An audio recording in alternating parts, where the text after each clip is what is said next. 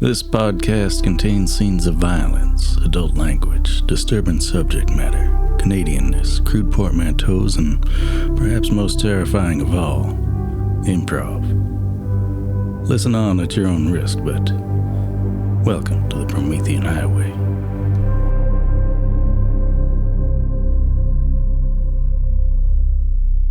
Thank you, team. I don't have an ad prepared. Ooh, I have an idea, though. The idea is high security medical beds. Hey. Yeah. Here at fucking goddamn. No, commit. Brian is looking into the eyes of four people who are not going to support him in this. Yeah, it's great. You got this. Here at Ingurath Limited, we understand that sometimes situations aren't ideal. I'm being hit! It hurts so much! People die all the time.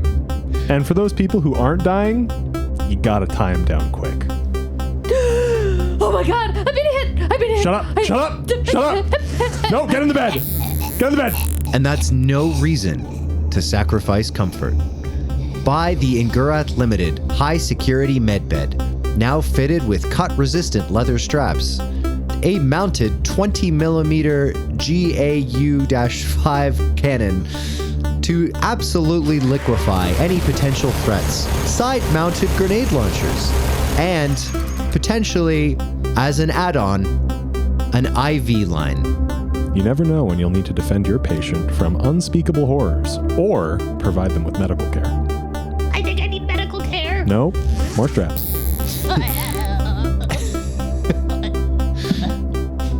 Pre-order yours now for only 19,264 credits and 79 millicredits. Wow, surprisingly affordable. Yes, it is, patient. Okay, I think we'll cut that ad right there. Focus group, what do we think? I liked it. Yeah? How did it make you feel? I felt like I felt safe, and I felt like my needs were being met. Okay. Anybody ex-Reaper here? Anybody? What? Yeah, a Gal 5, what is that? Fuck you. Yeah, okay. I don't understand why we keep bringing ex-Reapers into the focus groups. Jamantha? I liked it. Yeah, are those grenades what type of grenades? Compostable. Next question. Oh, that makes sense. Are there any more food and beverage? It's like snacks for the focus group? There are. There's crackers and there's kisses to the left. Oh. Excellent. Thank you. That's Thank you nice. very much. Yes. I do need more of those crackers. And I could use a kiss. Yes.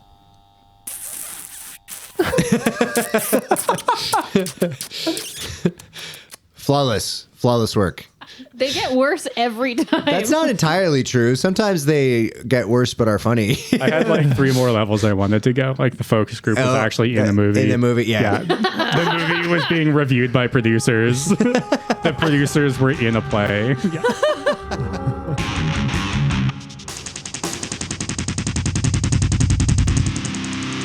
Hello and welcome to The Stars Aren't Alright, the only podcast where the ads aren't real and neither is the money.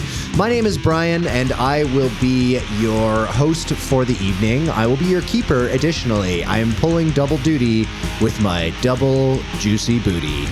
I'm sitting here today. Now I'm wondering how duty is spelled in that sentence. Yeah. Let's go around the table and we're going to introduce my friends here. They're going to introduce themselves. We're going to introduce their characters, and then they're going to answer the question, which is, what is the most frustrated your character has ever gotten with something intended for children? And we will start with Tom.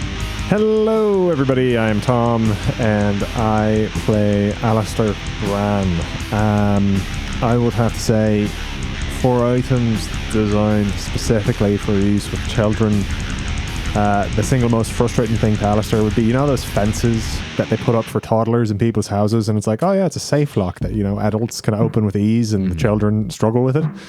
They lied to everyone. It's a miracle adults can open those things. I don't understand how they work. I'm on the other side of this fucking fence with the toddlers. Confused, alone, afraid. They're hungry. It's so TTRPG appropriate that like the thing is a door that you're frustrated by. I just don't understand how they work. Do you guys know the plastic version of those that they would put over doorknobs where you had to like... Yes. Oh, I stamp? hate those. Yes. Yeah, we put Vaseline on the inside of one at a time. That was fun. Yeah. All right, well, thank you, Tom. Catherine. Hi, I'm Catherine, and I play Juno and Barron, our resident sleepy girl who's been sleepy for a few episodes. Best few episodes of my life. No, I'm just kidding. I'm kidding. You can't get rid of us that easily. Juno tries to stay away from children as much as she possibly can. And I think the most frustrated maybe she has ever been for dealing with something that their purpose is for children. This is going to come off very badly. Is talking to children's parents. Children's parents at the church. Okay. No? Okay. Yeah. I guess. Yeah, keep going. Yeah. Dig up.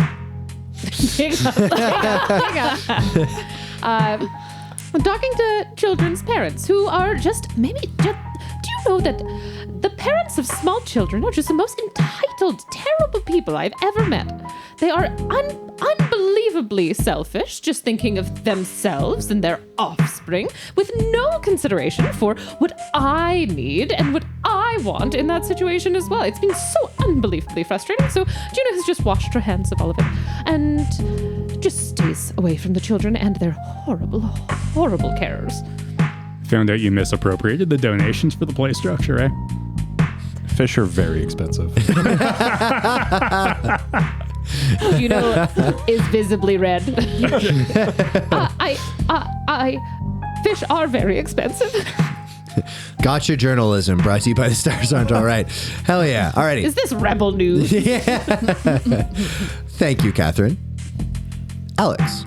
Hey, I'm Alex. I play Compadre Breakfast. He is a combination preacher / cook on a Navy vessel.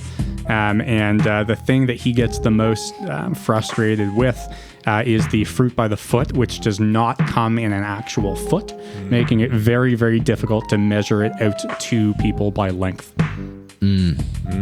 Yeah, we've all had that problem.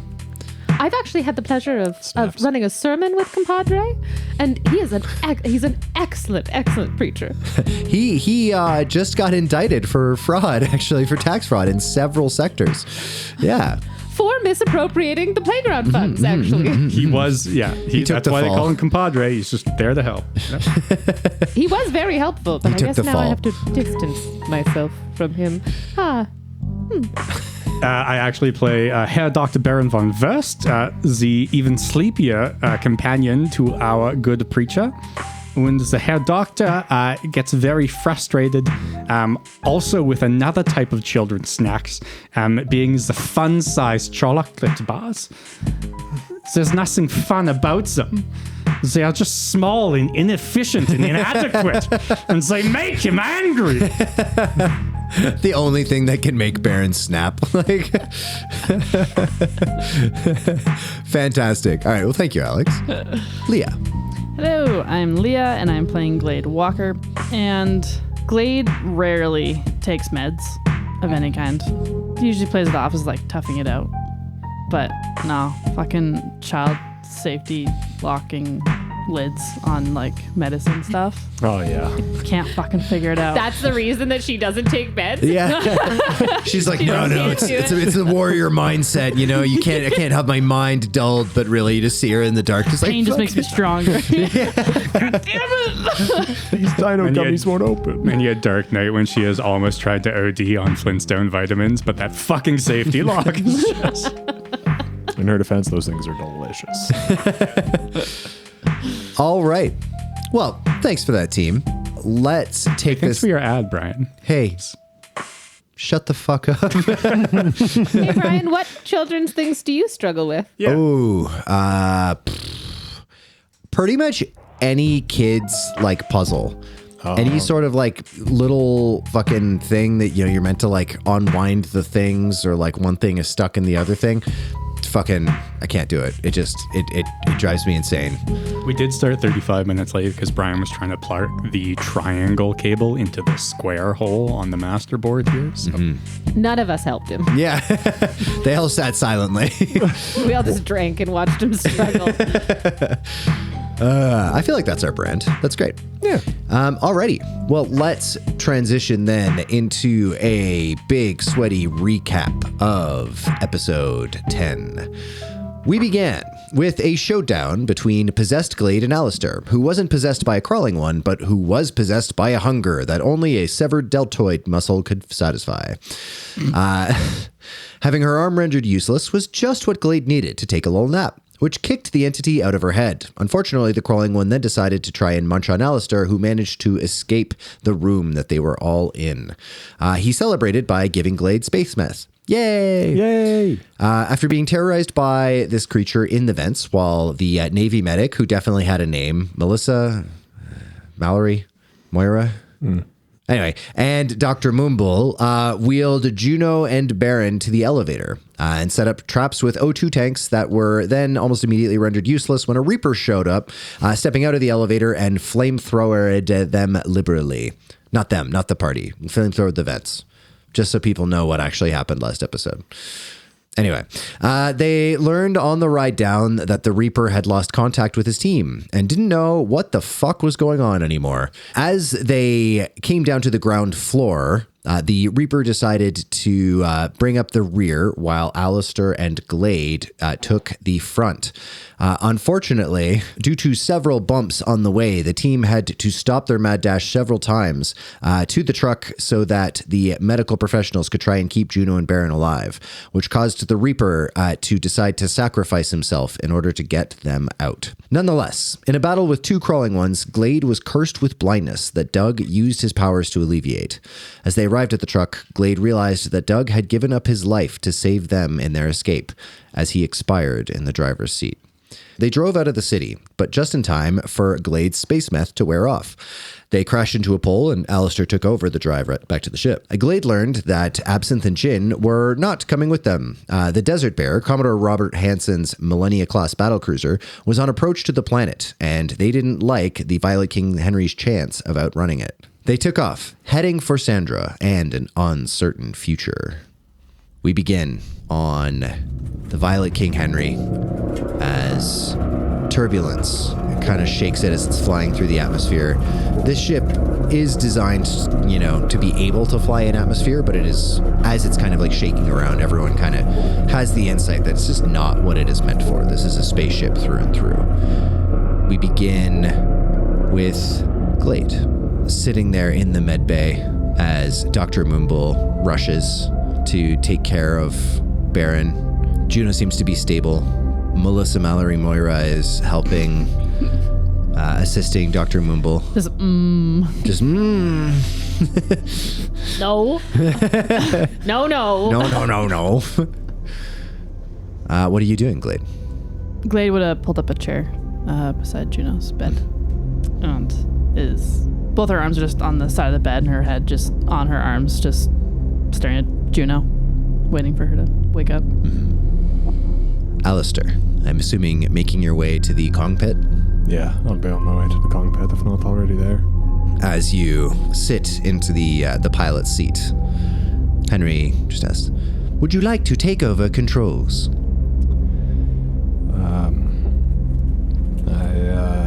I don't know, Henry. Is it particularly difficult flying through this space? No, not as of right now. Then I think I'm just going to sit here for a while, and if you need me, I'll be hands-on, but I think I just need a moment. Would you like me to play some relaxing music? No. Very well. Henry? Yes.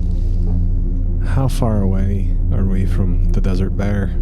How hard would it be for them to intercept if we left the atmosphere? The Desert Bear is on approach to the planet currently. Calculating. takes a moment. And then it says the Desert Bear is currently 8 hours from orbit with Mambo 5. While calculating, accessing database, naval vessel capabilities, there is almost no conceivable way we could outrun the Desert Bear with our current capacity. If they chose to pursue. If they chose to pursue, indeed. Then let's just keep going as far away from Rita and the Desert Bear as we can. Maintain current course for Sandra. As you wish. Estimated time of arrival in 1 hour and 10 minutes. Sounds good, Henry. Alert me if anything goes sour in the medical bay. Very good. So, whoever's keeping track of the Violet King Henry, you'll need to subtract a unit of fuel for the takeoff, or I think 3 units of fuel, and then subtract a unit of fuel for flying in atmosphere. Yeah, that makes sense. So 4 units total. Yep. Okay, that brings us down to 8 units, gang. Alrighty. Baron, could you make 2 more medical checks for me? It's a 97. Oof. Oh, you're in the med bay. They're in the med bay. You get bonus dice. Okay. Ooh. All right, so that's a success. The Okay. bonus dice. And that's a success. Okay. Or here, I'll see if I get a hard or a crit. Yeah, that's a crit. A crit. Okay, damn. So 1 success, 1 crit. You are kind of floating in and out of consciousness, and then you kind of wake up. Your entire body feels like it's been put, through the dry cycle. Like you've just been like banged around, like everything hurts, all of your joints. And there is this hot, dull pain all over your torso. You can see Dr. Moonbull over you with a syringe. She looks at you and she says, oh. You can see she's kind of like, she's not in surgical scrubs. Her white lab coat, though, is like splattered with blood. She has like gloves on that are also quite bloody. Everything is kind of a little blurry. She looks at you, she says, okay, you're awake. Don't try to move. Oh, Joanne, Yeah. you look terrible. Yes, it is true. This is not a picture that I would put on a dating profile if I was trying to attract a mate. I don't think anyone would like to have sex with me right now. This is true, yes. Yeah. Yeah. I'm glad you're not dead. I, too, am glad that I am not dead. This is good. I would try to put you under again, but I don't. I'm not an anesthesiologist. And I'm worried because you've undergone so much trauma that if I put you perhaps too much under, then, well, perhaps I will stop your heart. No, the pain, while severe, is bearable. I'm putting a topical painkiller, so this should a local painkiller. Yes, that's the doctor word. So this should help. Know the doctor word. I should. Joanna. It's been a very stressful day, actually, and honestly, if I don't appreciate this attitude because I've worked very hard to save your life, and also there were monsters, and that's not something that I usually deal with in my day-to-day. I believe we can forgive the imprecision of terminology on account of the horrors beyond human comprehension. Yeah. What happened to the others? Oh. Well, you can see her look over. Juno, Yes. you awaken. The tube that was like helping you breathe has been removed at this point. Much like Baron, everything hurts. It hurts to breathe still. Juno, oh my god. You're awake. Oh, I was... Glade. Oh, Glade. I saw him. I really saw him. And Glade and Doug was there. And he was walking and he looked happy. And he went to him. And we need liquor. They need liquor. Ow. Whoa, don't move. But I did. I saw him, Glade. Saw who? Lift. He was right there. He was at the fire, and there were others there too. I didn't know. I didn't know them. But it was peaceful. Oh goodness, this. Ow. What is this? With her one hand, her left hand. I'm assuming her other hand is still like out of commission. Yeah, at the moment, yeah. Yeah, with her left hand, grabs onto your hand. I'm so sorry. This has all been a very dangerous game. It's all my fault. No, Glade. I chose to come here. No, I fucked up. You can't think of it like that. People are going to die, and people have died. But you almost died. Honestly, it looked quite peaceful. And I thought I was going to go with him, Doug. But I know now that I'm not finished. And now I know what I have to do. Wait, you know about Doug? He went. He looked happy. He went to his friends. And he was walking, Glade. He looked healthy. He looked almost clean. I miss Lift. I miss him. I miss his stupid face. I miss the constant kindness in his voice. I wanted to go with him. You did? It was so peaceful. And this is... Where are we? Oh, How did we get here? yeah, we're back in the med bay on the ship. We're headed to Sandra, another city close by. And Alastar and Barron and where and Daniel or that person that we were with. Are they okay? It's Mike. It's Mike. It was Mike. I don't even think Daniel was his husband's name. Daniel was. Daniel his was- Okay, that's right. Which you couldn't remember before. Couldn't remember. Yeah. Alastar's fine. Barron and you see Glade look over beside you, Juno. You can see Moomble and Baron kind of carrying out a quiet conversation. Juno's head kind of like flops to the side with no real strength and sees him. Oh, good doctor. Okay. Oh, good.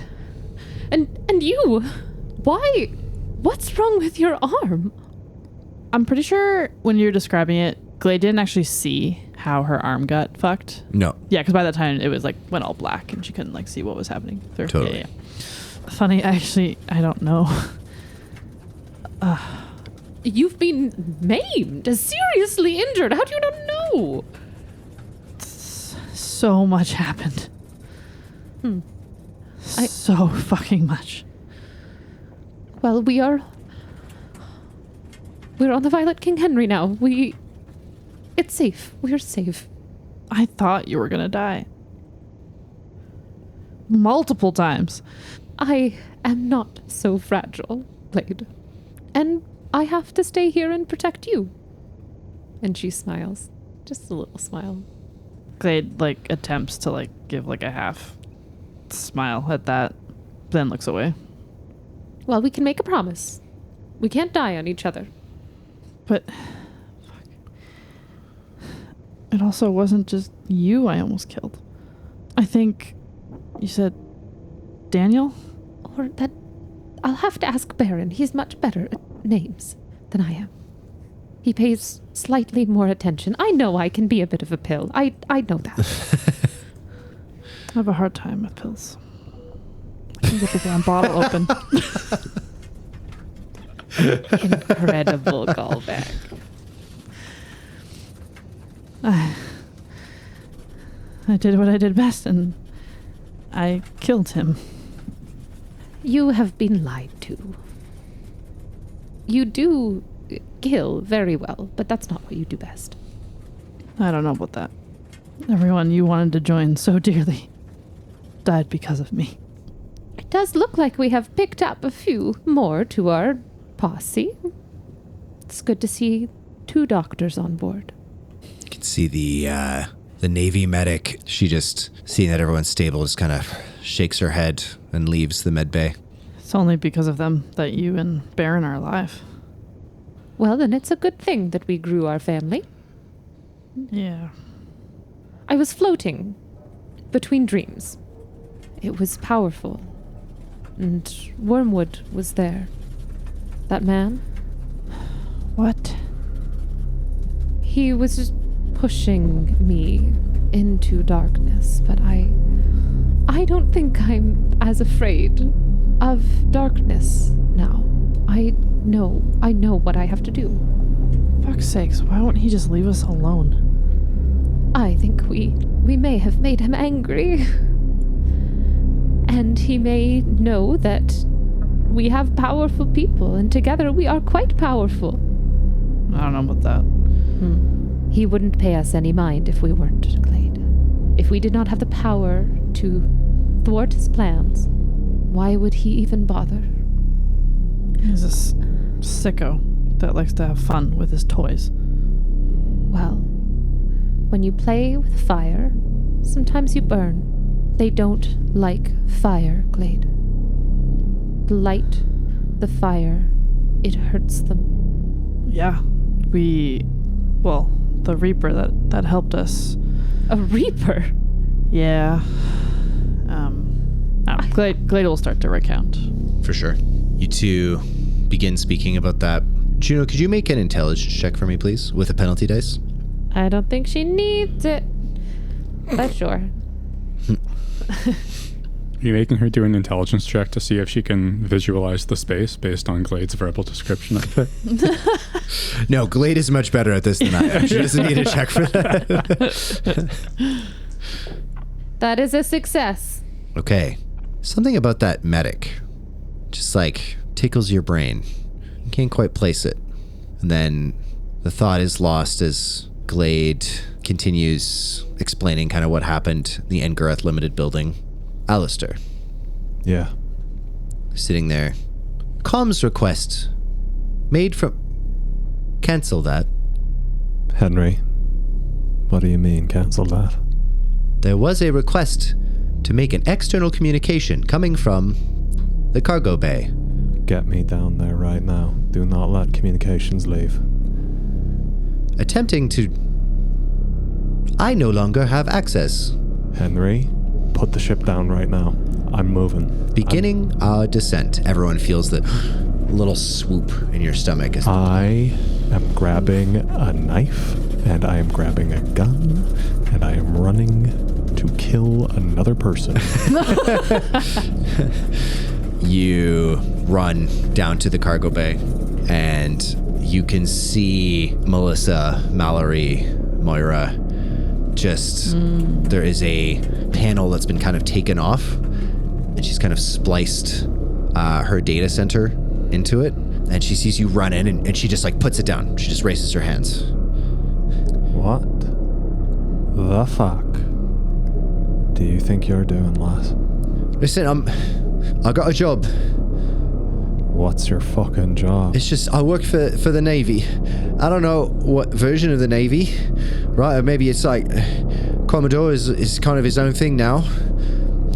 But I don't know, it's just, we're supposed to report any suspicious behavior.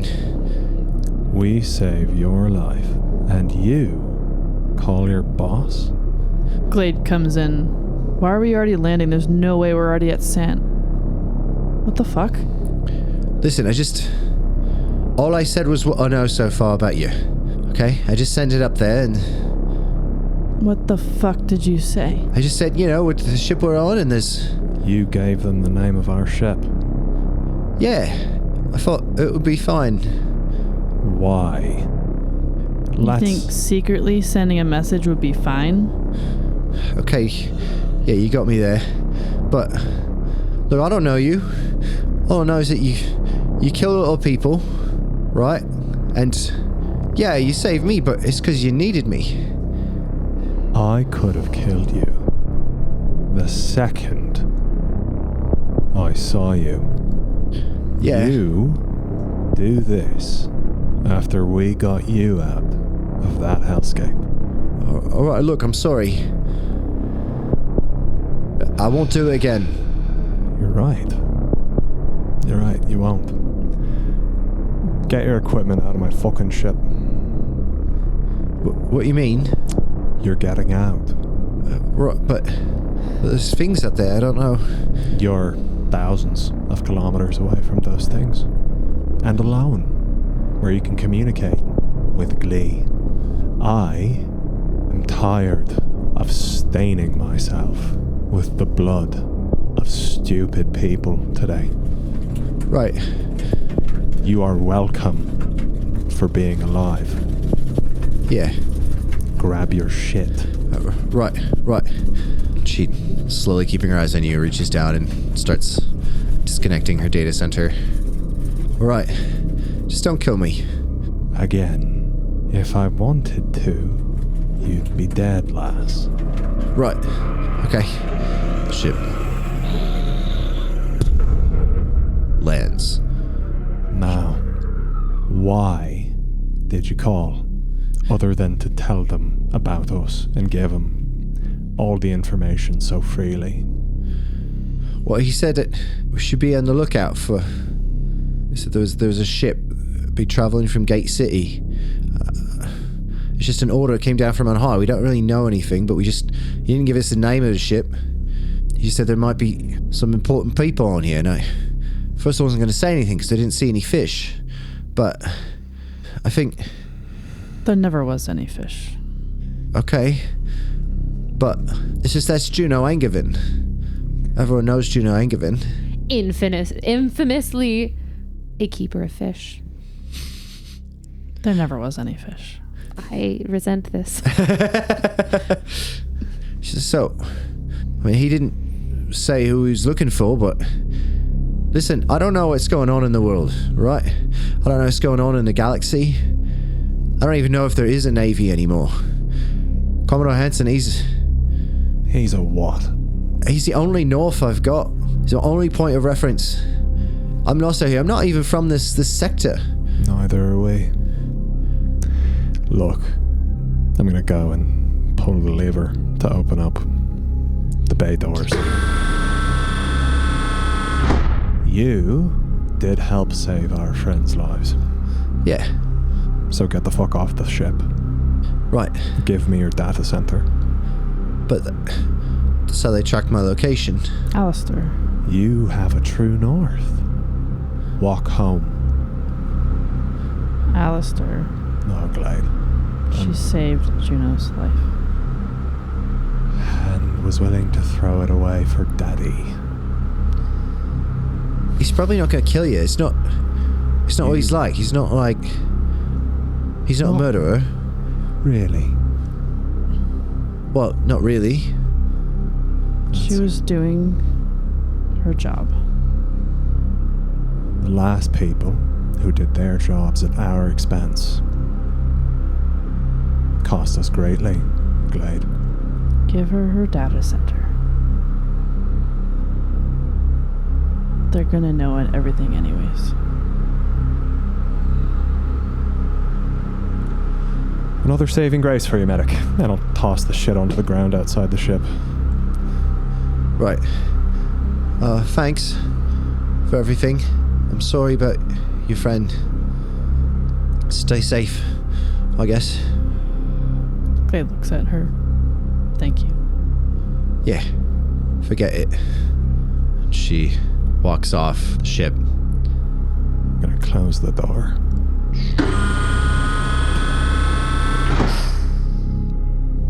And start walking back up to the Kong pit. Mm-hmm. All the while. Henry. Yes. Just the fucking Sandra, please. Preferably at a fuel depot. Beginning liftoff procedures. Please mark Yeah. another 4 units of fuel. Ship takes off. Joanna, after talking to you, Barron, is just seemingly overcome with this wave of exhaustion. I've worked in that clinic for a very long time. It seemed like a soulless place. Yeah, and honestly, most of the work was fairly soulless, and yet I was more or less left to my own devices. So I was able to help quite a few people. That is a silver lining. Tell me, our friend, the pastor over here, how is she doing?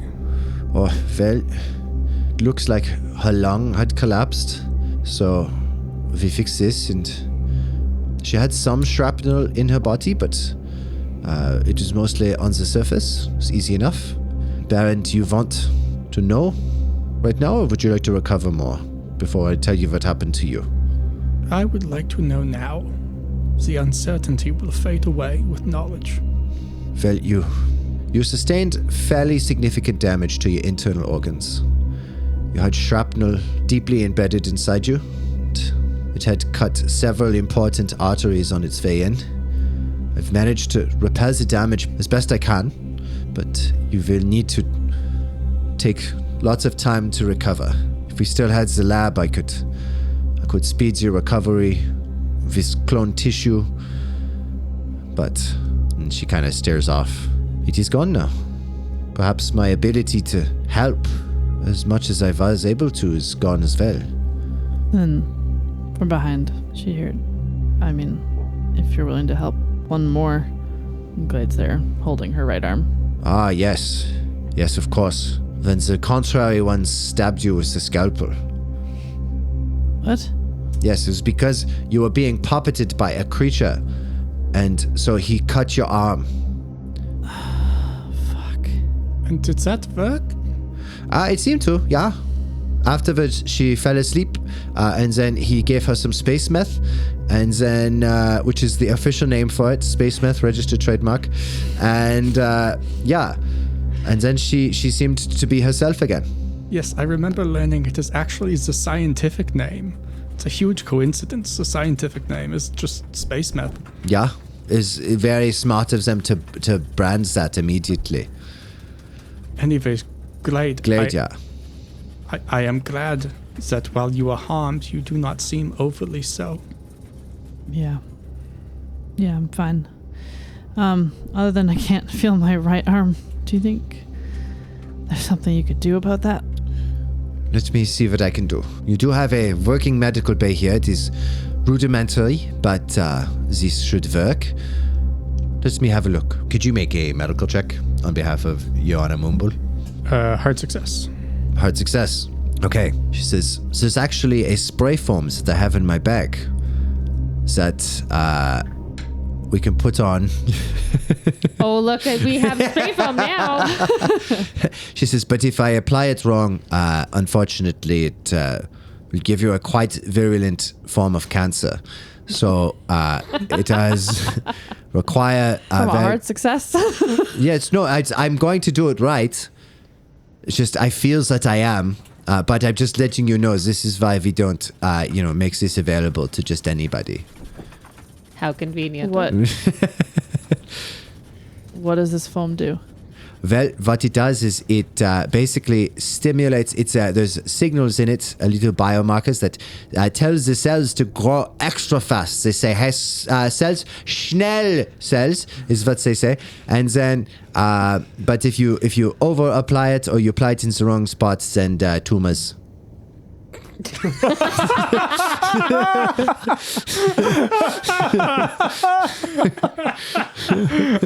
That's pretty good, Brian. Pretty good.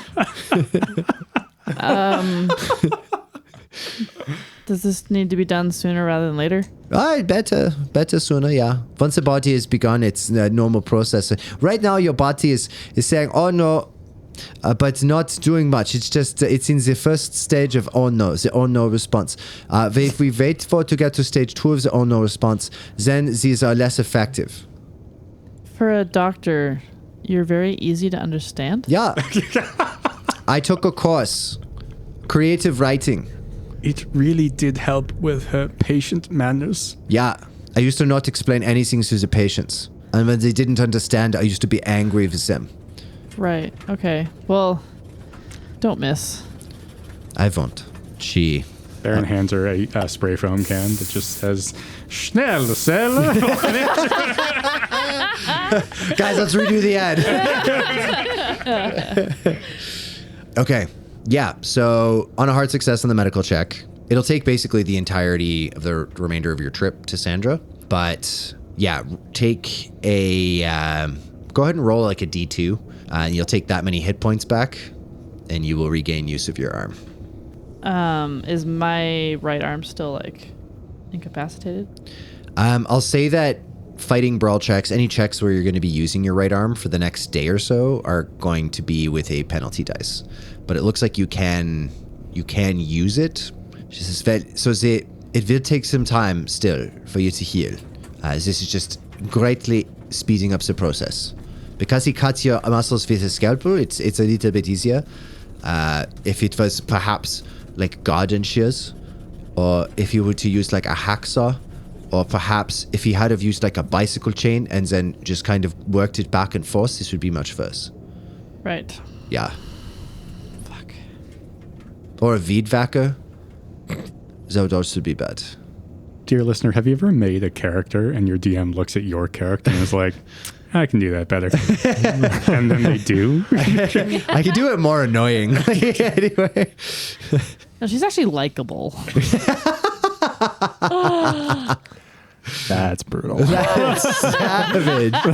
That's brutal. I made Santa Claus into a character. You still hate me.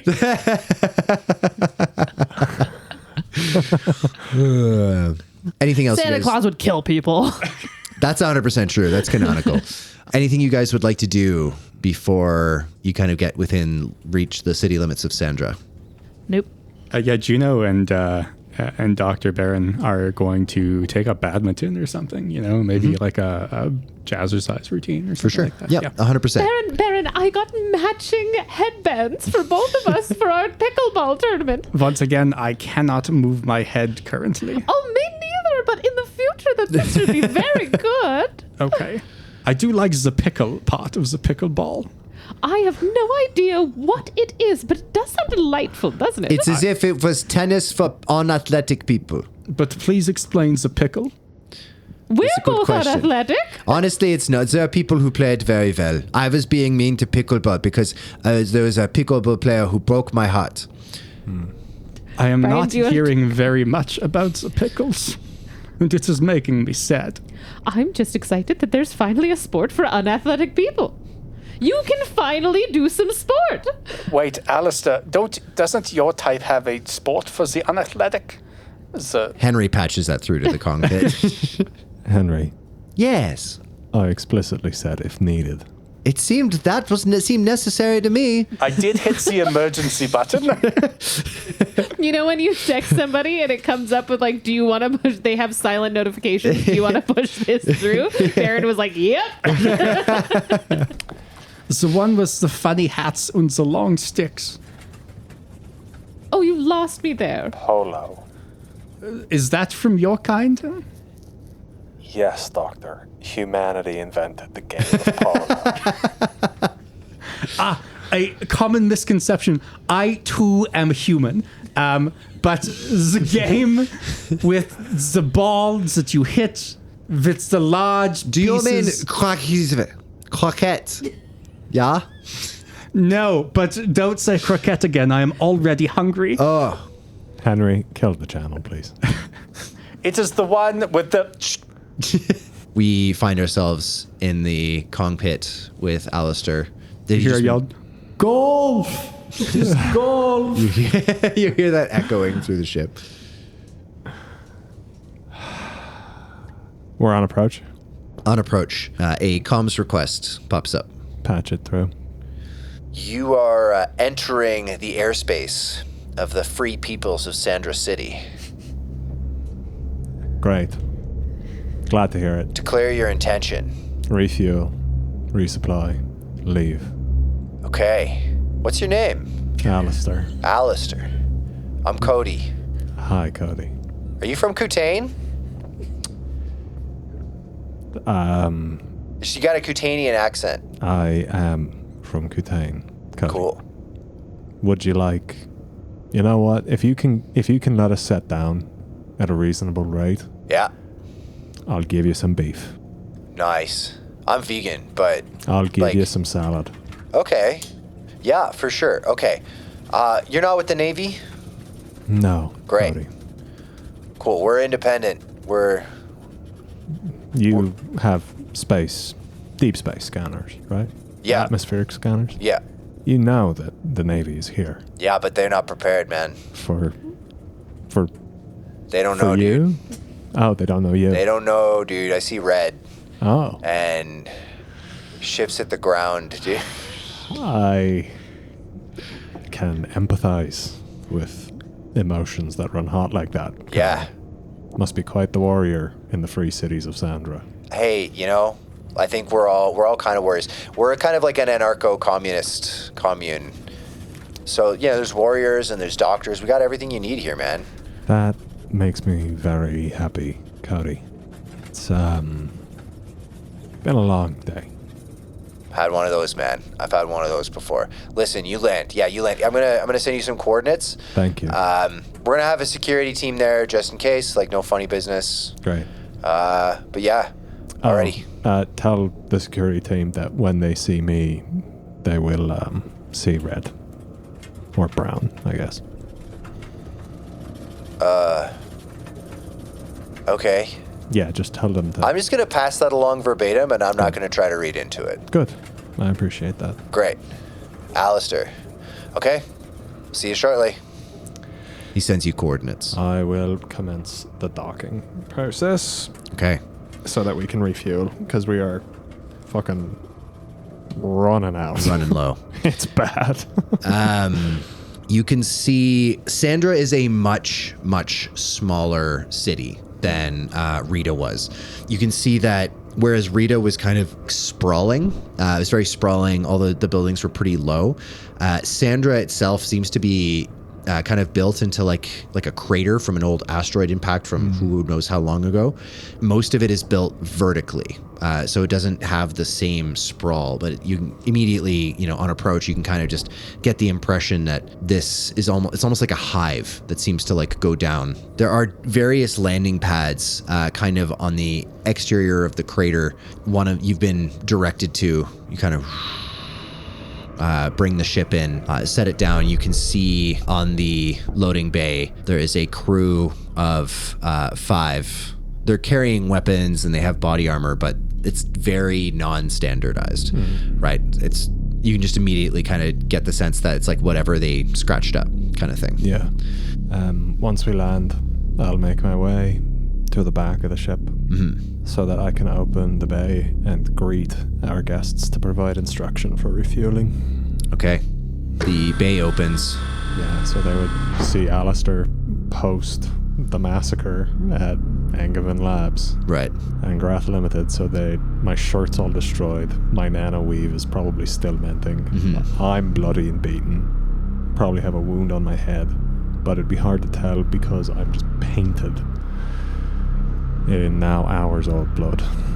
You can see them. They were kind of standing with their guns, like not even like a ready position, and the barrels just kind of like seem to instinctively creep up as their eyes go wide. I told Cody it'd been a long day. Yeah, none of us really knew what you meant by that. Well, did I lie? No, I Thank guess you didn't. Hey, Cody! And this guy walks out, looks like from this like little shack with a bunch of like radio antennas on it. He says, "Whoa, you weren't kidding, man. No. Damn."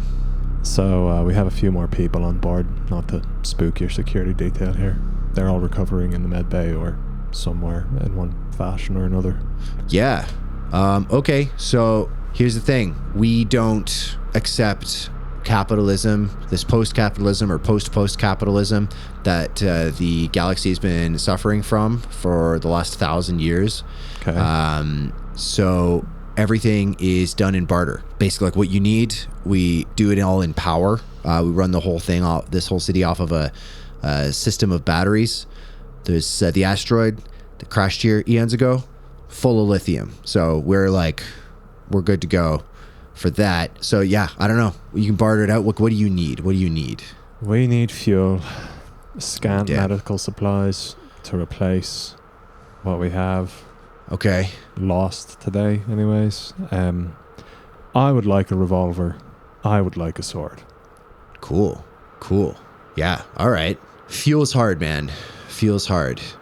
Navy has kind of scooped up a lot of it. Okay. I would say there's a couple people you could talk to. We're anarcho-communists here, right? So we kind of deal with like the external communication, like my particular group. But yeah, there's some Trotsky communists who they might have a little bit of fuel. The Maoists, they don't really share with anybody else. So yeah, there's a couple people you might want to talk to. Can you give me some names, please, Cody?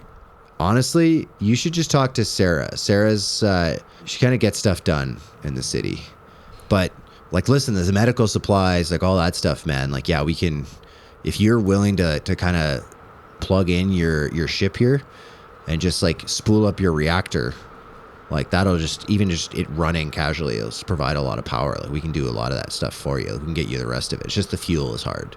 Sounds like a square deal to me, as long as you do not take so much fuel that we cannot make a jump afterwards. No. We won't need your fuel, man. Like, honestly, just your reactor running. Like, the ambient power will just help us, like, power our batteries. Yeah, we can do that for you. Sounds like a fair trade. I'm going to shower. And then where can I find Sandra in this large city of yours? Oh, yeah. Right. How many of you are on the ship? Right now, there are 5 of us. Okay. So, I don't know if you checked your data center yet, but you'll probably notice you don't have any service here. It's because we decentralized everything. We took ourselves kind of out of the grid. And he kind of like holds up, it looks like these little attachments for a data center. He says, you can plug these in. Basically, it makes you able to communicate with our internal network here just totally privately. It's all peer-to-peer. All you have to identify as is an IP address. That's it. But you put in as much information as you want. Like, you can put your name, you can put whatever you want, but IP address. But you do need this to communicate with the network. It's kind of cool, actually. Why? We're a direct democracy here. What? Yeah, it's a direct democracy, man. Like, everything is voted on. Every major decision for the city now is voted on by the entire population. It's awesome. Perfect. I'll take one of those so I can find Sarah.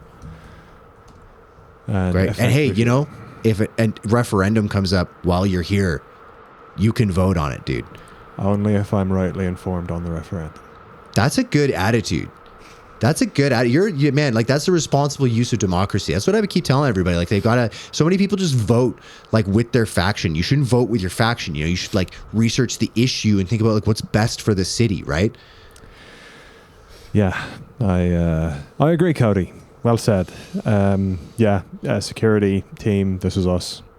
I'm gonna go now. Great. Yeah. If you guys are traveling around, like, yeah, you can bring your weapons, whatever. Just, you know, understand, like, we're not pushovers just because we're communists. Okay. Like, if you guys start shit, you'll get an opportunity to leave of your own power, and then eventually you might not. We fall more into the camp of responding to people starting shit. That's a hard line, dude. It's a hard line. I like it. Okay, yeah, take a shower, dude, because it's messed up that you're covered in blood. It is. Like, that's weird. That's very off-putting. Yeah. Anyway, yeah, give these to your crew. And welcome to Sandra. Thank you, Cody. Do you think it would be cool if we called it the Free People's Republic of Sandra? Are you going to put that up for vote? That's not a bad idea. And he pulls out his data center. And he starts tapping away. And then he seems to forget to, like, say bye and just walks away. Yeah. And the security detail, you're just looking at them and it's like, it's a mix of personalities. Like, some of them have like shotguns. They look like civilian model shotguns kind of thing. One or two have like assault rifles. One guy legitimately has a bolt action rifle. And they're just kind of like looking you up and down. And the personality's there, like, just a quick read. You're like, maybe some of them are ex-military, some of them are ex-private security. Some of them are former criminals. Like, it's just a very mismatched group of people. Motley crew. Yeah. Gotcha. if they're not coming aboard for any reason, I'll close the bay doors. Yep. Henry, fire up the generator so that they can use some of our energy. Very good. And I'll make my way to the med bay. Okay. And what do I find? An orgy. Oh, crazy. Glade, I missed you so much. your vocal cords are being repaired, but you sound like Super Mario the entire time. I don't know what happens. I'm so sorry. We have tried our best. I hope to God it is not permanent. All of the gods.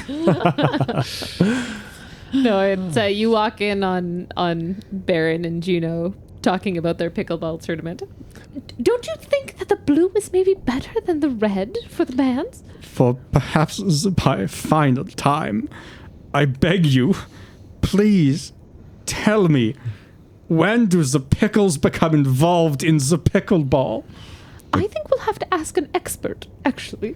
The game starts by crushing a jar of pickles and then throwing them at your opponent.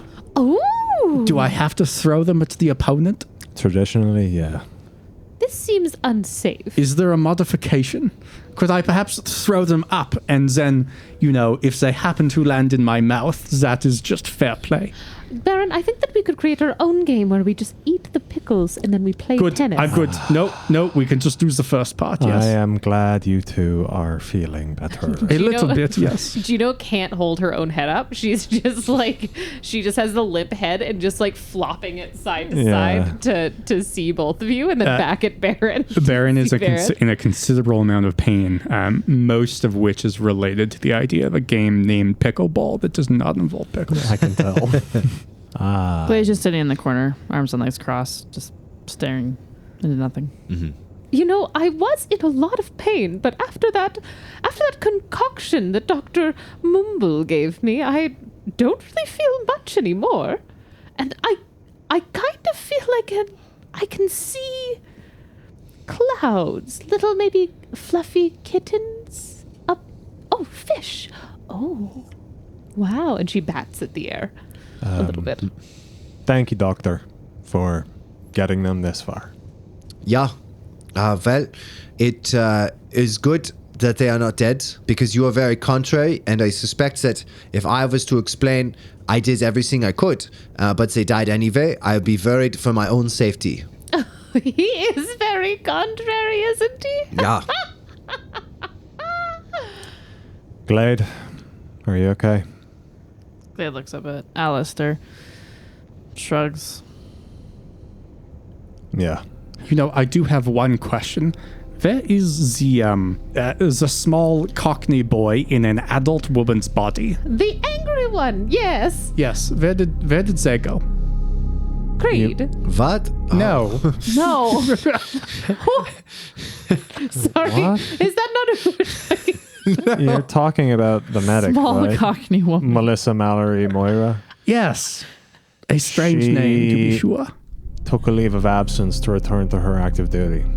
When? 30 minutes ago. When we landed in the middle of nowhere? Yes, Doctor. When we landed in the middle of nowhere. Did you kill that woman? He did not. What? Well, then what happened? To be so smart and so blind. He looks so angry, which makes me think he sincerely did not kill that woman. Because he didn't. I have to go get us off of this planet. Continue your recovery, Doctor. Thank you. I see you have handed me a data set, which indicates that we are on a planet with no less than 37 1/4 separate left-wing or communist factions, yes? I haven't taken the time to count yet. Okay, well, that was at my last count. There's a margin of error with these things, yes? 4 more get at it as you're looking. Needless to say, I will be back. Look, when they business is misspelled done. Emma Goldman. When I am back and we can leave, we can put Doug to rest.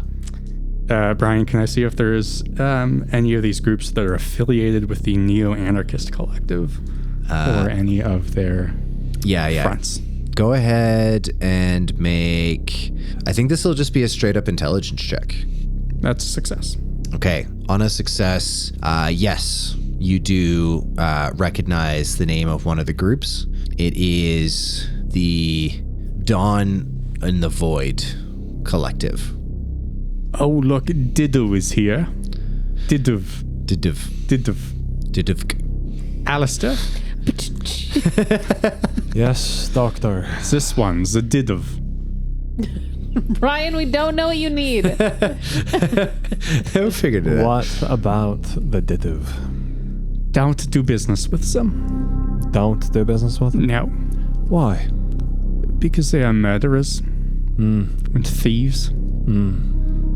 Can't be seen with those people, eh? They let 100 children and nurses freeze to death rather than admit they were wrong. I don't know where that sits on your moral scales, but I suggest it should weigh heavily. Well, considering from what I saw, that was your choice. I don't give a fuck. Rest up, Doctor. I need to go deal with whoever I have to get us off this planet. Alastar, wait up. Yeah. Glade will follow you out. Okay. I'm sorry about your shoulder. The fuck? Didn't have much choice, I'm afraid. At least it's not permanent.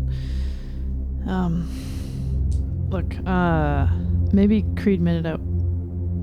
You know, maybe he did. But there's really nothing we can do about it. Yeah. And, you know, there's some peace in that. He's hurting. My Betsy's alive. Oh, I appreciate that. So what the fuck do we need to do? We need to find one of these communists named Sarah. Okay. Do you know how to find her? I'm going to reach out to her with this newfangled data center. And supposedly that's the ticket. But before I go and do business with this woman, I'm going to shower and rinse off today's atrocities to prepare myself for a potential fresh coat. Let's hope not. I sincerely hope so. There is nothing I hate more than giving the Doctor a fair point in a battle of words. Maybe just don't go near Barron for a little bit. I sincerely wish him well. And yet, for someone so smart, his ignorance around his own surroundings is diabolical. And that's what sends me over the edge. Yeah, just give yourself some space. I will. I hope that everything is okay with you. Yeah, it's fine. Good. Very good. There was a moment before I woke you up where I didn't know what I was going to do to get everyone out. I had you on my shoulders. A monster chasing me in the hallway. The doctors with our 2 unconscious patients. And no way out other than an elevator, which took a very long time. So, for what it's worth, thank you for looking past the fact that I stabbed you right in the shoulder. I don't even understand what the fuck happened to me. You saw that weird goop thing and just faded. It's like someone cut your strings and then held you up with shadows. It was like when I would put that 3rd mask on, but even that would feel familiar. That felt so alien and unnatural and uncontrollable. It was just nothing. Yeah. I don't know what we're gonna do if we have to face more of those things. Neither do I. Right. Well, I think while we're here, I think what we need to do is arm ourselves with more literal firepower. Yeah. I'm working on it. They do everything by trade here. So our generator is booting up. Our reactor, they're taking some of our power, and they're going to give us goods and services in exchange.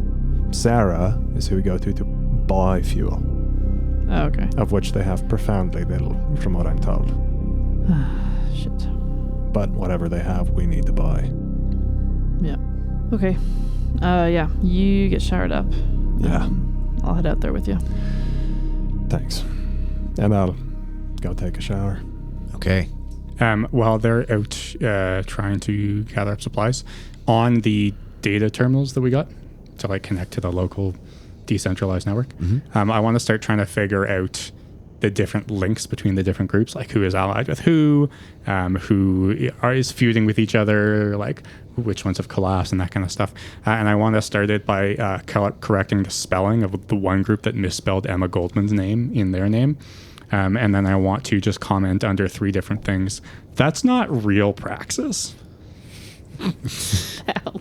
I'm assuming these are all devastating burns. That's to a people. good poll. That's good.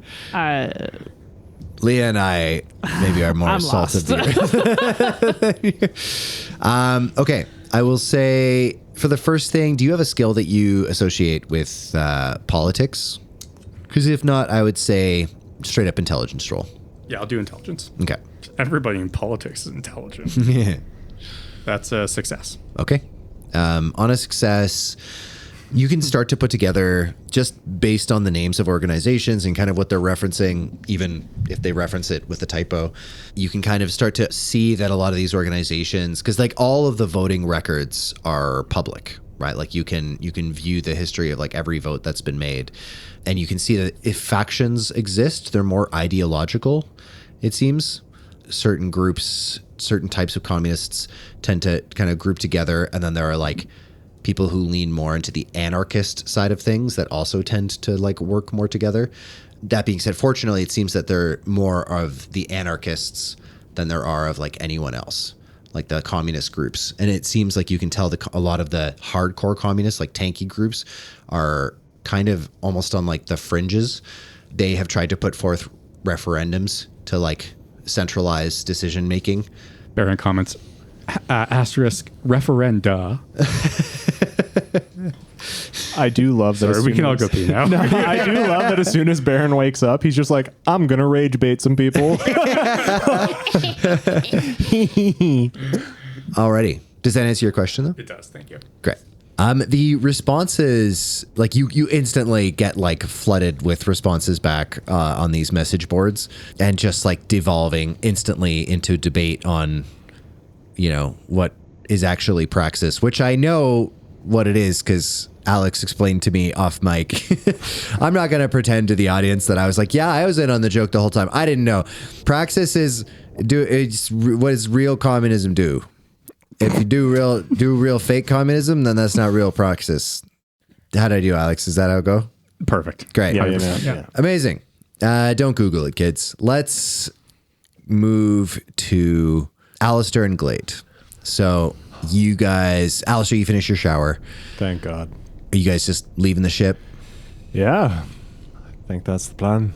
By any chance, would Cody have been able to secure me the requested sword and revolver? Or is that also a Sarah conversation? He knew like aspirationally that you wanted it, but if you want to like get in touch with him, like you could find Cody like in the data center. Based on that information, I'm going to assume that no, Cody did not secure those things for me. So I'll talk to Glade. I'm going to try and message Sarah so that we can get out of this place as soon as possible. I guess I don't know if it's a waiting game, because like I don't know how we're leaving this atmosphere without the I can't remember the name of the ship. The Desert Bear. Desert Bear. Without the Desert Bear. We can hope that it breaks atmosphere or lowers into the atmosphere, and we're far enough away that we can just peel out of here as another weird anarcho-communist ship leaving orbit. They won't even pay us mind. Yeah. That's about best we can do, I think. Henry, Yes. immediately alert us if the desert bear comes anywhere close to Sandra. Very good. At the moment, it looks as if, based on the trajectory, the desert bear is on course to establish a geosynchronous orbit with Rita. That's good for us. So it's just gonna orbit Rita? That seems to be the plan. Standard naval doctrine is not to bring ships that size into atmosphere unless absolutely necessary. Yeah, well, they did blow up the whole lab, didn't they? And Glade, you would know, like a Millennia class battlecruiser, they're not exactly carriers, but they usually have a complement of like smaller fighters, lots of smaller vessels that can like be housed within the battlecruiser. Like this is like a massive ship. This is kind of the primary firepower of the battle group that it travels with. Horrifying. I'll just send a message to Sarah or scour this strange private server for Sarah. It's easy enough to kind of figure out who it is. Like much like Barron's research into it, you can kind of look through and you can see a lot of the different like bills that have been proposed. And Sarah is a name, like there's lots of Sarahs obviously, but there's somebody who has proposed quite a bit of legislature. There is a woman named Sarah. I'll see if I could shoot her a message. Just asking, recently docked, need fuel to vacate this planet. Where's the best location to meet you? You wait a few minutes. You get a message back. Recently docked from where? Rita. Okay. You get that back. Okay. And there's a little bit of a wait. And then says, meet me at Mercury's Respite, which is a patron name that was submitted to us. So give us money on Patreon and we'll let you name stuff. Thank you. Thank you. More like you help me name stuff. You've heard what happens when I'm left to my own devices. I'll pass that information on to Glade. It looks like we have our heading. All right. Is there any navigable like street signs or anything? Is this a place where you need a car? Are we calling another fucking taxi? Are you calling another taxi? No.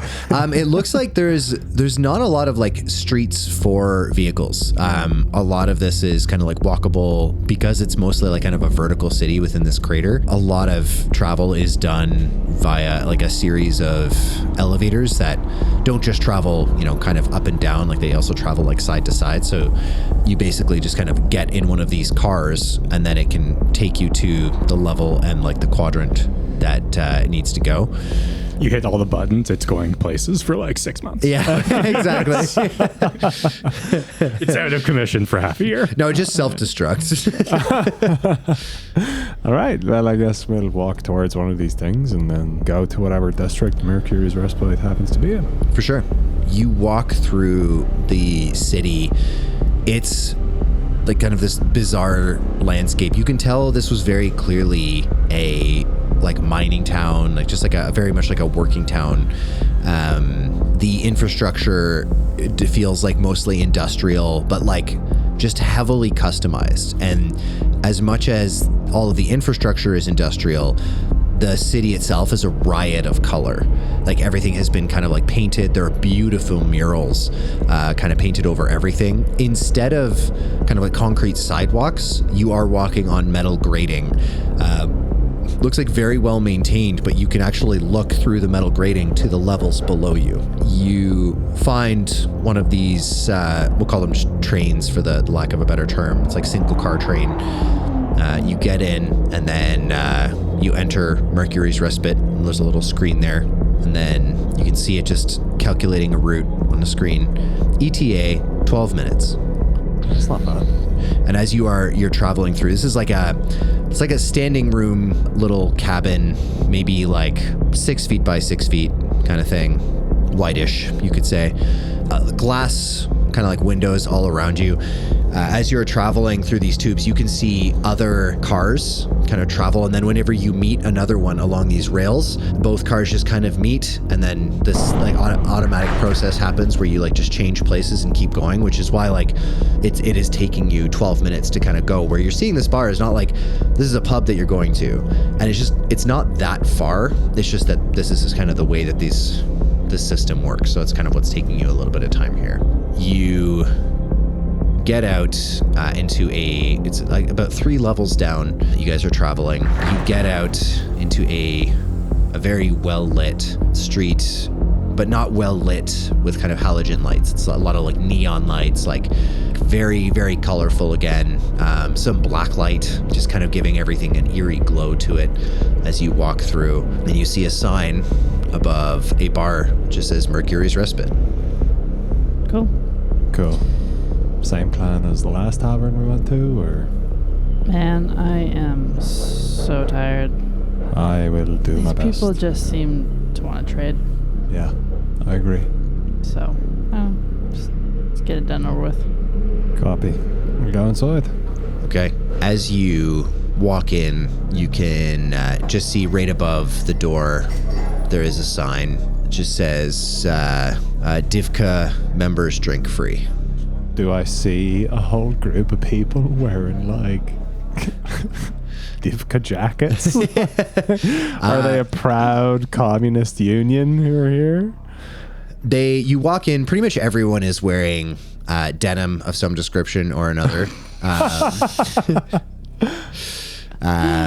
Quite a few Canadian tuxedos on display, honestly. But like, yeah, a lot of like patches, and then there's a woman sitting in a corner, kind of flanked by 2 very large people, like 1 woman, 1 male. And this woman, she's just kind of similarly, but everything about her, where with everyone else, it looks kind of almost like costume-esque. Like it's like people are like dressing up as if they're going to a show. All of her clothing looks like very practical. And you can see like she's kind of openly carrying a pistol on her hip, several magazines kind of strapped to it. She's got like long, curly black hair, and she's wearing a red beret.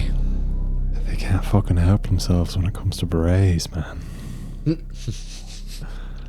I'm just looking over at Alex like, yeah? Berets, famously practical. Famously practical. Everyone has a weakness. Yeah. All right.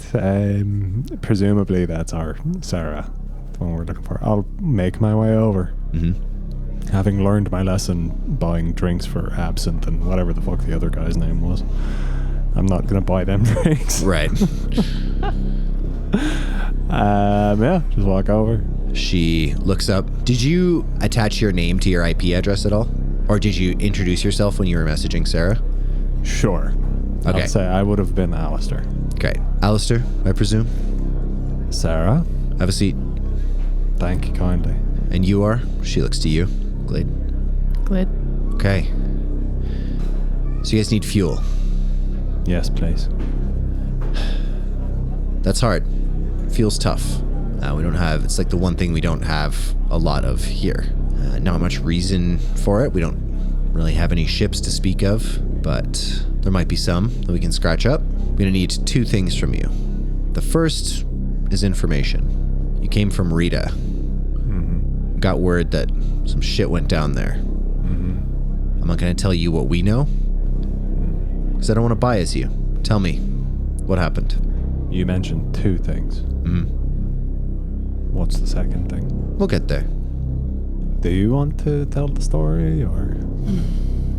Ingrath Limited is filled with cultists that were hiding creatures in their basement.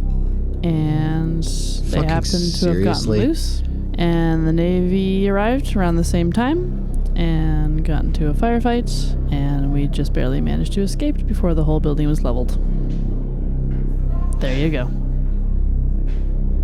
She kind of closes her eyes and she's like, so there were creatures in the basement.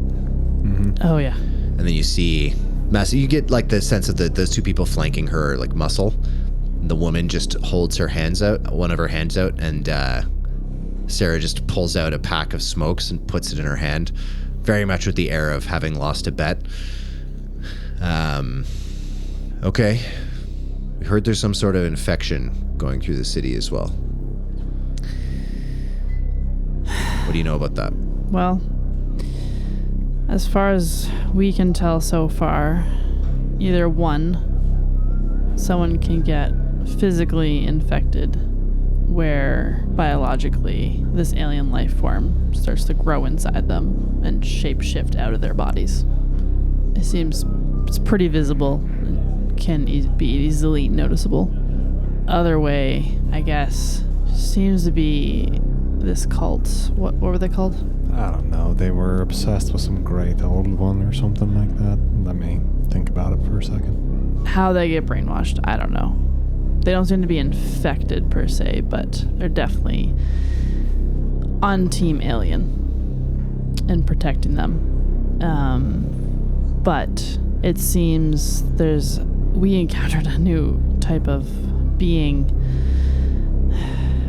I don't even know how to describe it. It's like a mass of darkness that slithers and moves and has psychic abilities to enter your mind and take over. The cult of Azazoth. Yeah, that one. Okay, damn. So, take your pick. I really wish that I could just act like you guys were crazy, but unfortunately, you just corroborated a lot of what our people in the city That's have not already told happening me. here, is it? I haven't heard of any of the sickness or anything like that, but it's hard to know everything that goes on here. You should create a feed on your internet and rally your communists to identify infected people. The thing is, like, we're a commune, but we're not a collective, you know? Like, there are a lot of different camps here. We don't always communicate with each other as best as we could. A lot of people seem to think that being an anarchist means being disorganized as like a core tenet of it. Which isn't the case, but anyway, you didn't come here to learn about our problems. No. Came here to buy fuel. Came here to buy fuel. We have 2 tons of it, which I believe is 10 units of fuel. You only have 2 tons? We have 2 tons. I can maybe pull some strings to get you another ton or 2. So what's that second thing you needed? She kind of looks at both of you. What's your relationship with the Navy? Or whatever the fuck version of it Hansen is doing here. 0. Diametrically opposed. Doing our best to avoid them. Yep. Aren't we all? She kind of looks around. This used to be just a little mining outpost. Lithium. We kind of got abandoned. The company who built it went under, and then we took it over. And now it is what you see. But we used to have to work within the system, and there was a lot of people here who still tried to do business with the bigger companies, namely asteroid mining, which means that we still have some of the nuclear charges that they use to crack asteroids in deep space. I suspect that the Desert Bear is going to capture any ships, bring them on board. We don't have any capacity of neutralizing that ship from the outside. But if you can carry these charges to the inside, plant them, get the hell out, we'll get you your fuel. So, with information, we were able to acquire 2 tons of fuel. And for the other 2 tons of fuel, you want us to take nuclear warheads onto the Desert Bear. No, all of the fuel is contingent on the fact of you bringing nuclear warheads up to the Desert Bear. So the information was worth nothing. The information was whether I was going to be willing to do business with you or not. If you lied to me, if you'd stretched the truth. Feels no fucking good to us if we're dead. Which is what's gonna happen on that suicidal fucking mission. Glade, for the safety of the people in this room, I need to take a lap. And I'm going to stand up, and Alastar's going to stand up and take a lap. Just take a lap of the bar. Yeah. Okay. As you walk past the bar, you can see there's like transactions are happening, but it looks like just from your quick little glances, everybody is just kind of showing a readout of like how much energy they've contributed to the grid. And that's just kind of like used as kind of a de facto currency in this system. Otherwise, you can see some guys trade like smokes or whatever for drinks, sometimes ammo. Like it's just total barter system. And while I'm doing my lap, do I notice that truly the vast majority of people within here belong to Divka? It looks that way, yeah. It looks that way. I will make a mental note of that. Meanwhile, back at the table. Says, look, I don't expect you guys to kill yourselves, but 2 possible scenarios here, based on what we've seen of Hansen so far. Worst case scenario, he glosses the whole planet, because he's Navy, and that's what they do. And then they blame it on something else. Best case scenario, he learns about these creatures who can pose as people, and he uses that as an excuse to kill anyone he doesn't like, because he's a politician, and that's what they do. I see better odds of us moving on to the next city to find gas. You can try, but we monitor transmissions, and the transmission from the middle of the desert went to the Desert Bear. Did you guys maybe pick up a stray? We dropped off a stray. Why don't you check in with your ship? Glade pulls our data center. Henry, Yes. are there any new messages? I was instructed to let you know if the Desert Bear had arrived close to the planet. It is not. It is still on course. The trajectory has changed slightly. It is now set to establish a geosynchronous orbit with Sandra. Could I arrive back at this point? Mm-hmm. Any new developments in the time it took for me to clear my head? Well, I think as predicted, the Desert Bear is headed towards Sandra. Oh, fuck.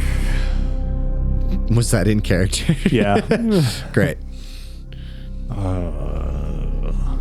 Why haven't you done this yet?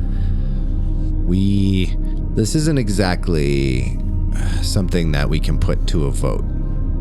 They have eyes and ears in our city. They have since the beginning.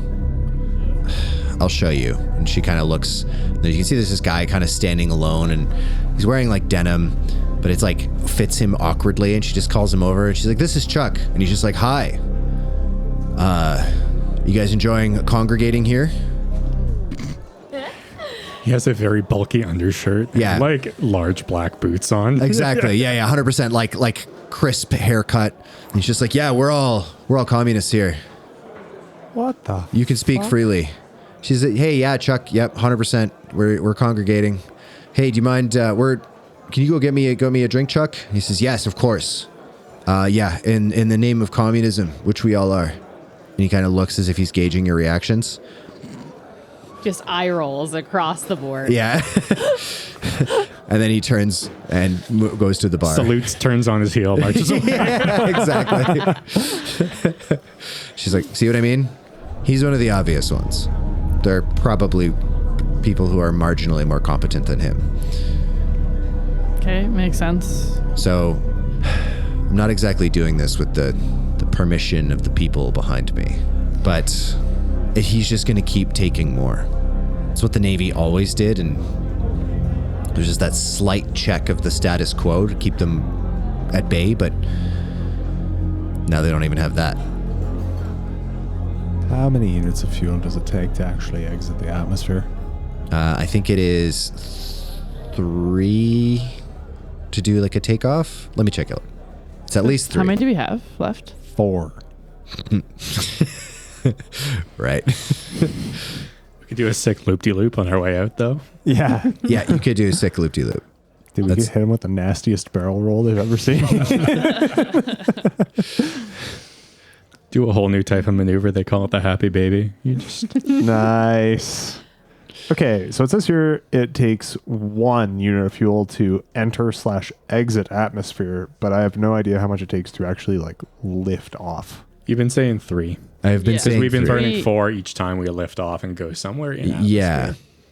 Maybe I didn't write that. Maybe that's just been in my brain this whole time. The starsarenalright@gmail.com. Tell us why doing a short commuter flight would be more fuel intensive than going to space. I Please think, and thank you. yeah, lifting off of the ground with no momentum is kind of the thinking there. But I don't know if I actually wrote this down anywhere. I don't like the lack of confidence here. I would much prefer it if you were just like, see, what these fucking chumps at NASA don't understand is if you just get going in the atmosphere first, way fucking easier to get into space after that. You don't own space. NASA owns space. God bless NASA. God bless NASA. All right. I don't know where it is, but yeah, 3 units of fuel to lift off from a dead stop. So we have exactly enough fuel to get off the ground Yep. and to break atmosphere, and then we just float into the dark eternities of space. Correct. Great. That means we don't even have the fuel to like properly dock if we accept this. Yeah, Brian. We just have to ram our shit directly into Like we don't. No, like they'll. Look. She's like, we'll fuel you up. Like we'll give you the fuel before you leave. I presume you guys aren't coming back. No. Absolutely fucking We're not. not. We're not crazy. This planet is the absolute worst. You fucking communists and your stupid medical labs and your horrid ways of negotiation. It's just infuriating. Oh man, I have so many questions about how this plan could even remotely go in a positive direction. First major glaring one is how in the hell do we cover up nuclear weapons through their scanners? Tubes. Tubes. Say it with your chest, lass. Tubes. It's not getting any better. Tubes. Tubes. Tubes. Sarah! Tubes. Got a fucking grip, Sarah! Tubes! Fucking tubes! Lead fucking tubes! Surprise, Sarah surprise. makes a note of lead beside tubes. She's like, that's a good idea, actually. She says, no. Our...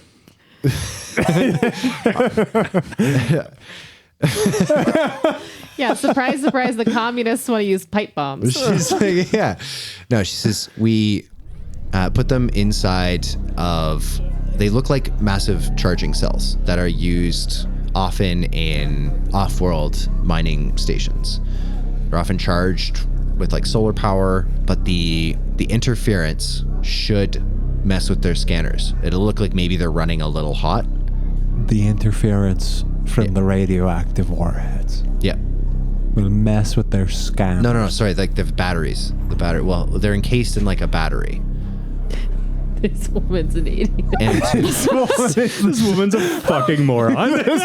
You're dealing with someone who has severe like psychosocial issues.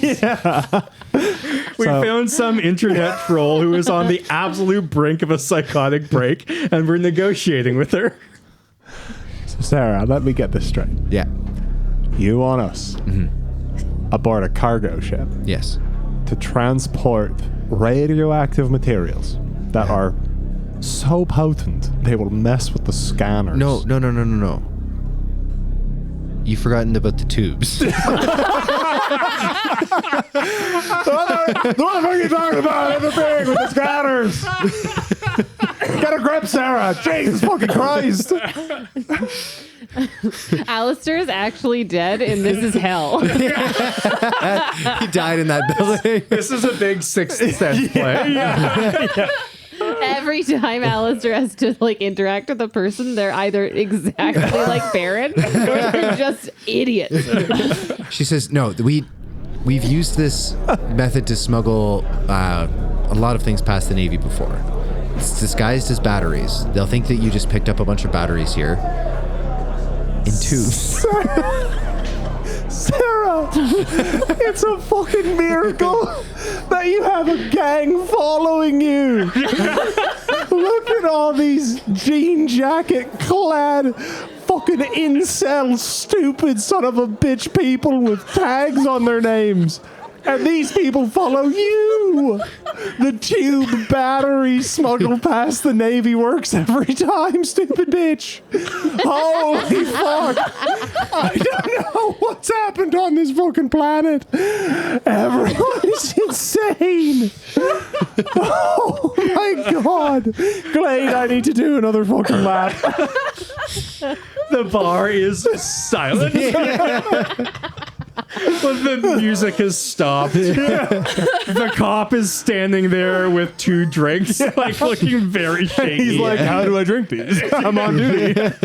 Just hands one to Alastar. Then slowly hands the second one also to Alastar. So I've stood up and I'm doing another lap now. Ryan, how are we supposed to move on from How are we supposed to move on from Okay, so they're disguised as batteries. Leah doing everything in her power to make this work. How big are these nukes? How do we move them? How do we not get radiation ourselves? Don't say fucking tubes. You say fucking tubes. I'm gonna fucking lose it if this woman says tubes one more time.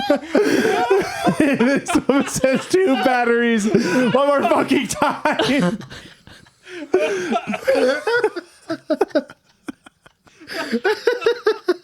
I just really want to see Alastar just shoot this woman in the head.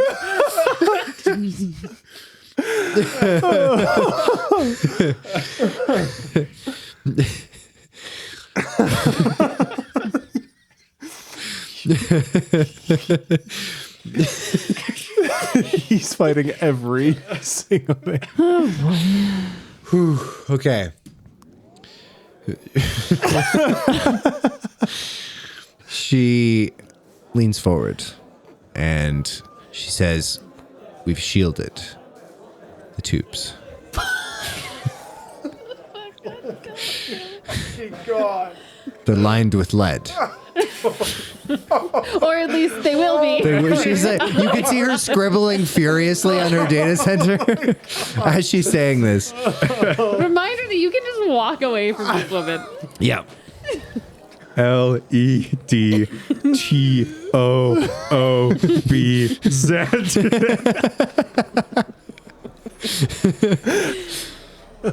You have to think about what's at stake here for more than just yourselves. Why? Because We're not fucking communists. I'm not talking about Sandra. I'm talking about the whole fucking planet, the whole system. I'm talking about the systems that Hansen is taking over. Do you think he's going to stop here? We have a chance to stop him here.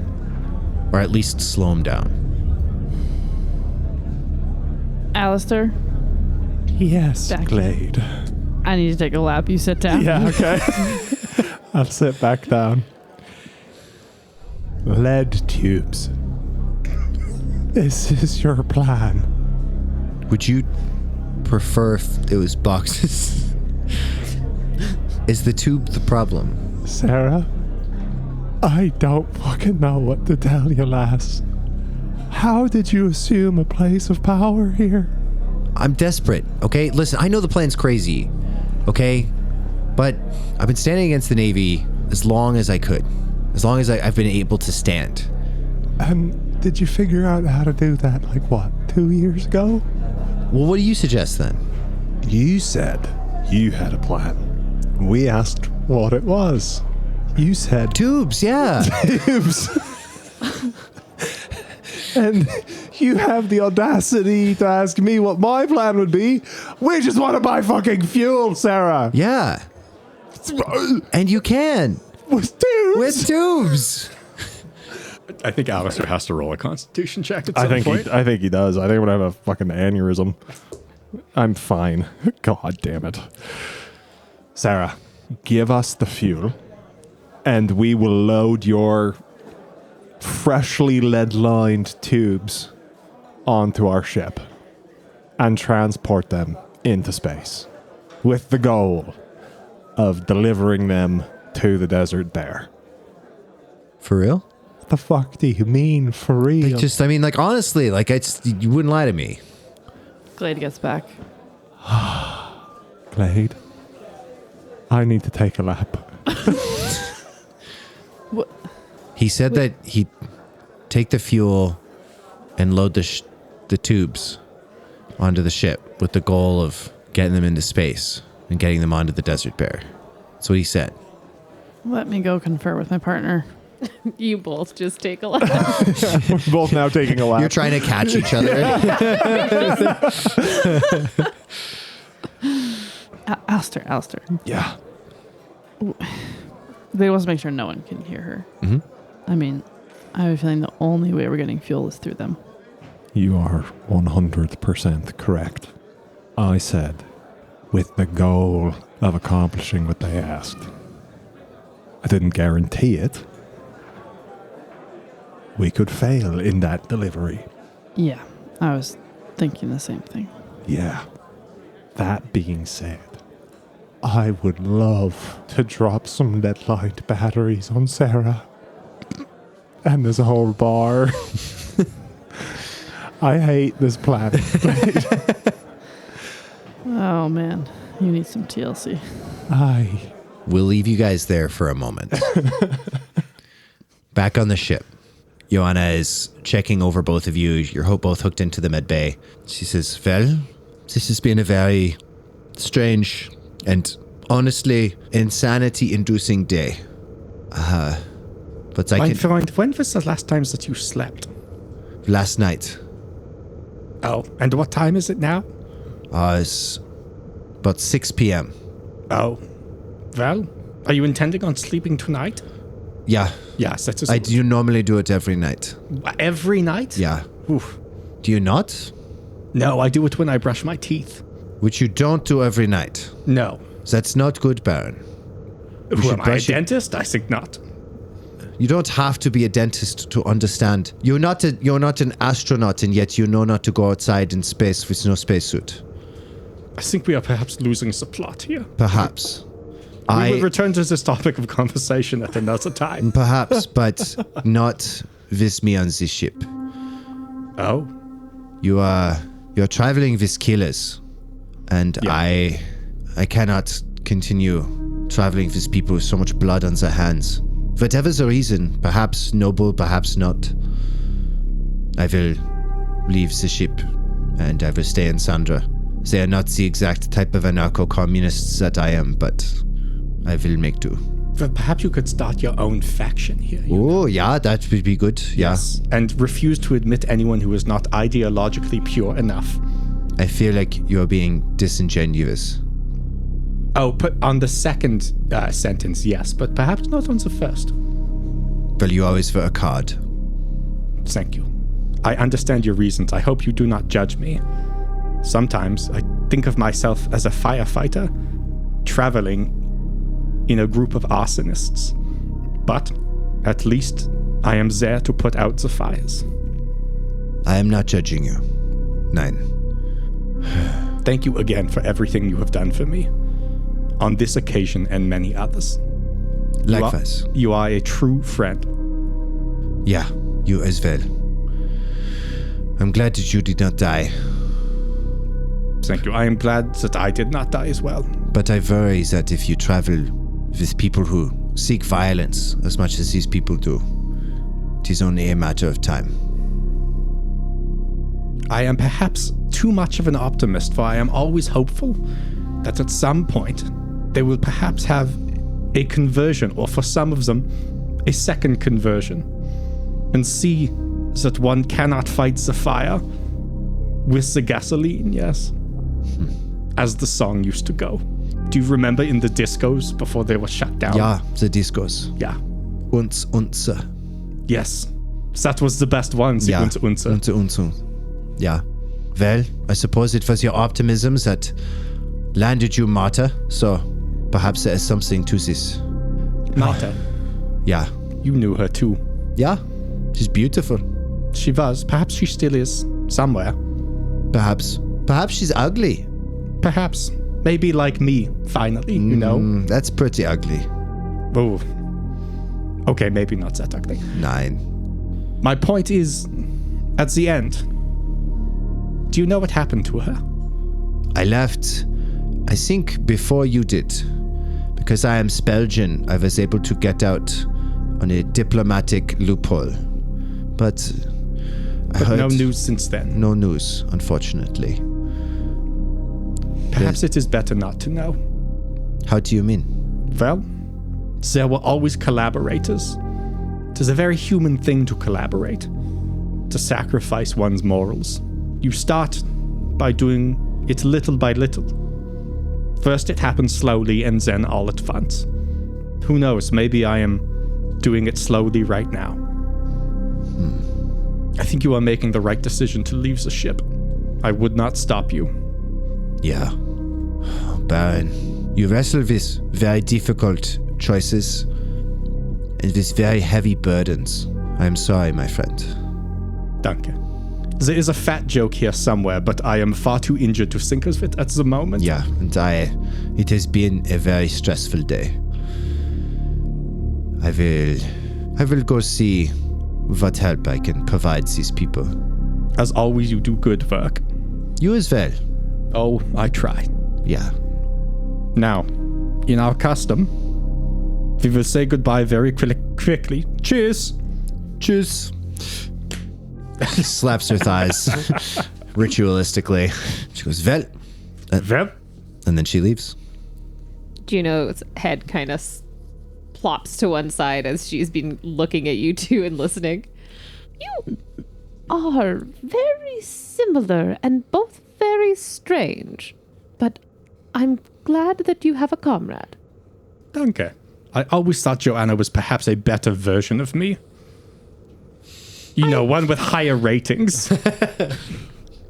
I see what you mean, and I believe that is a compliment to both of you. That is very kind of you.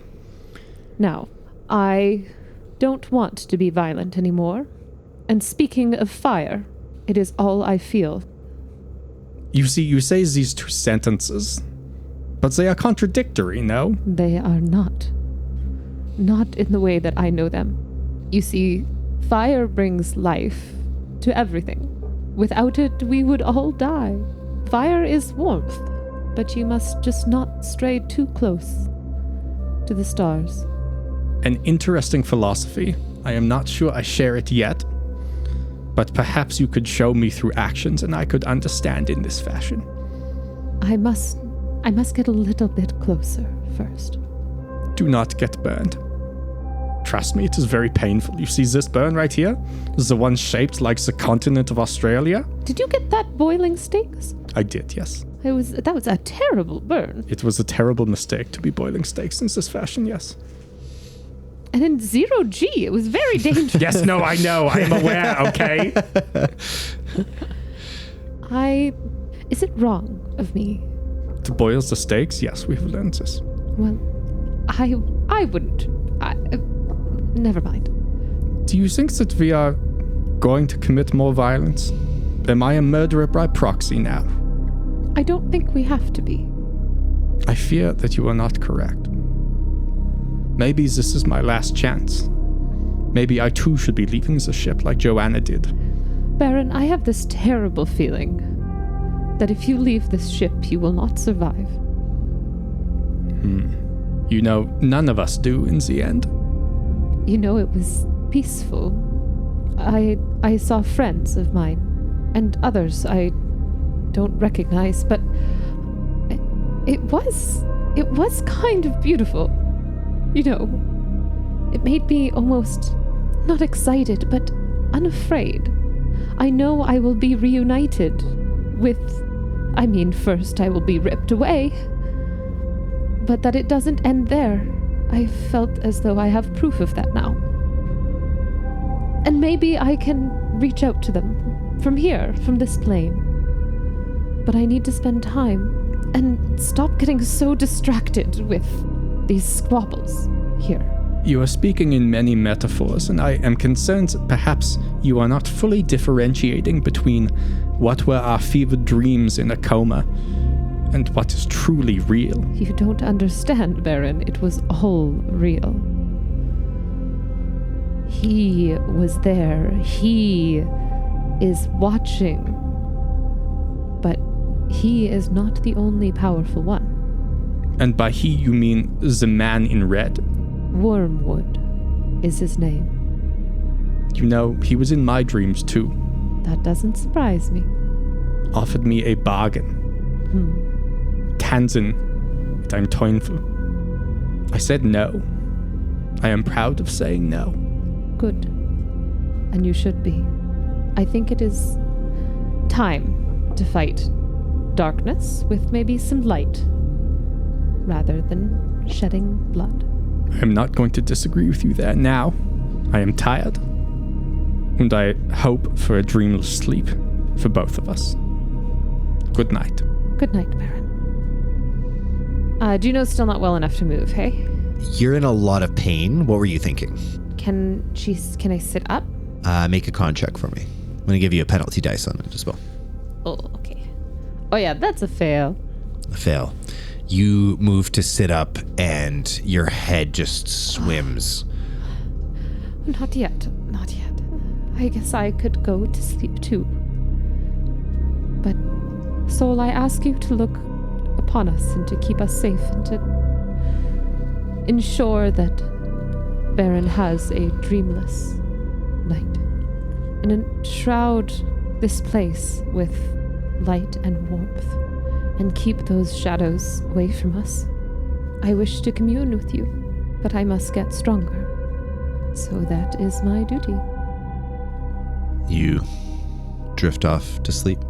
Full fucking, cutting logs from Baron. Just absolutely, yeah. Hell yeah. Juno, out of nowhere, pulls out a mask that she swiped from that really fancy room. That's one of those, really super fancy sleep masks. Noise-canceling sleep masks. 100%. Alrighty. Back to the bar. We sit down. Fine. Fuel us up, and we'll deliver your payload. So, for the two of you, I get what you're doing, and it's smarter than tubes, for sure. Bar's very low. Bar is low there. Okay. Tubes. Fuck. You're not quite lying, but you're also not quite telling the truth either. Let's get fast talk checks, but I'll give you both bonus dice on them. Pray for me, audience. You have nothing in fast talk, don't you? Yeah, I got 0 points of it. Oh my god. Do you have anything fast talk, Leah? Yeah, I do. I'm also going to make a psychology check opposed. Oh! I got a success. Okay. I fail. She looks at the both of you, and this look kind of crosses her face. And it's a feeling that you guys can both recognize of somebody who just has no choice. Like, you can see her weighing whether or not she can trust you, and then she just... Probably take me about 2 hours, get everything together. Sounds like we have a bargain. Okay. We'll show up with the payload and the fuel at the same time. Could you also bring me a revolver and a sword? Yeah? Yeah. I guess Preferably a 45. 45. Okay. And the sword, Heavy. heavy. So a bad sword? No, that's a distinction within the game of Call of Cthulhu. Oh, I see. I don't play role-playing. I'm not a fucking nerd. No, she... Says the tube lady.